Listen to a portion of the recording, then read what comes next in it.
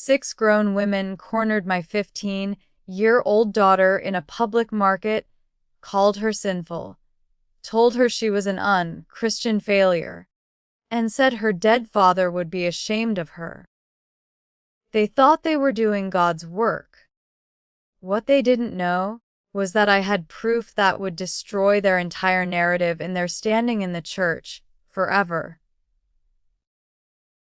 If you've ever watched someone weaponize religion, family, or morality to hurt innocent people, if you've ever wanted to see karma delivered with surgical precision, hit that like button, subscribe, and buckle up, because this revenge wasn't loud, it was holy.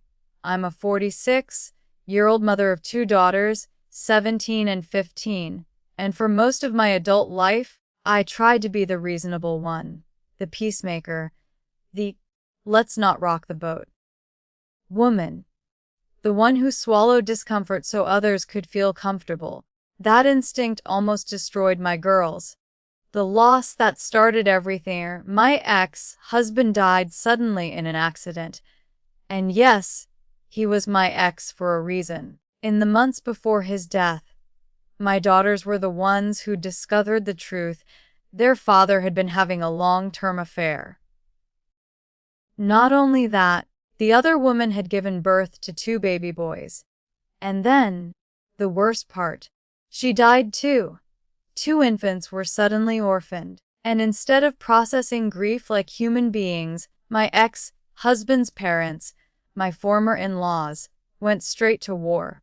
They blamed me. They blamed my daughters. They claimed my girls, destroyed the family by telling the truth. And then they tried to do 2 things: take custody of my daughters, move into my home. The first went to court. The second was shut down immediately. That's when the harassment began.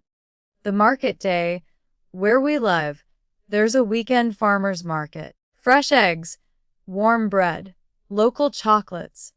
That weekend was special. It was my youngest daughter's birthday. Her party was later in the month, so I handed her a little cash and told her to enjoy herself. Go wild. I said chocolate, candy, whatever you want. An hour passed. Then my phone rang. I'll never forget the sound of her voice. She wasn't just crying. She was panicking. Mom, she whispered. There are these women. They won't let me leave. My stomach dropped. I grabbed my older daughter and ran. The ambush, 6 women, all older, all strangers to my daughter, but not to me. Church ladies. They had formed a circle around her, blocking her path, pointing fingers. One of them hissed, "You should be ashamed of yourself." Another said, "God sees your selfishness."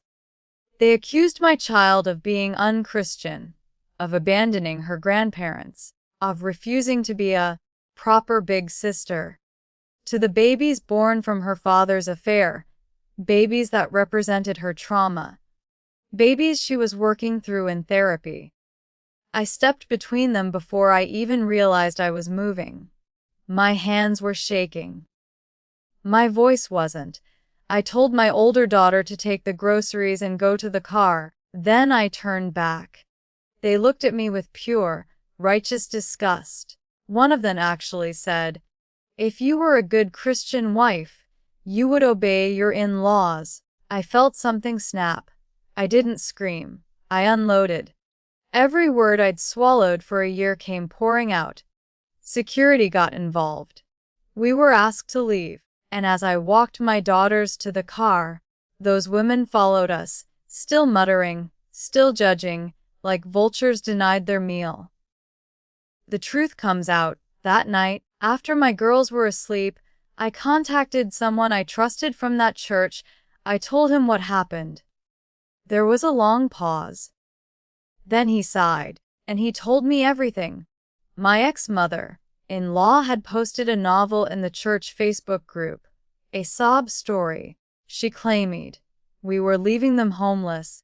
We stole their son's inheritance. My daughters were cruel, heartless, ungrateful, and worst of all, she claimed the affair children were surrogates." that I rejected them because they were boys, that I was the villain. That post had triggered the harassment. Here's the thing about that church. They're strict, extremely strict, especially about cheating, which meant she'd lied. And I had receipts. The decision, I didn't sleep. I didn't cry. I didn't rage. I planned. Because while the divorce wasn't finalized before my ex, I still had everything. Photos, texts, emails, confessions, including messages from my ex-in-laws calling my daughters bastards, blaming them for their father's death, sent 2 days after he died. I went to a print shop, and I paid extra, glossy paper, high resolution, heavy binders. Then I spent hours assembling them, carefully, lovingly. Each one looked like a church hymn packet.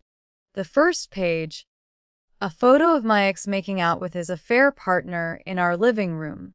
Names labeled. Dates included.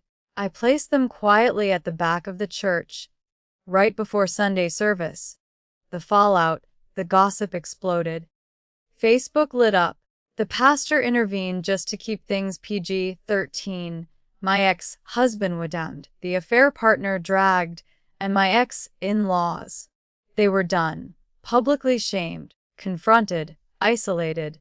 They left the church. I received apology letters, invitations for support, and my daughters. They slept peacefully. For the first time in months. The best part. My ex-mother-in-law posted one last thing. A victim post. About being abandoned. About how no one respects the elderly. About how her great son would have taken care of her. I laughed, because I was the breadwinner.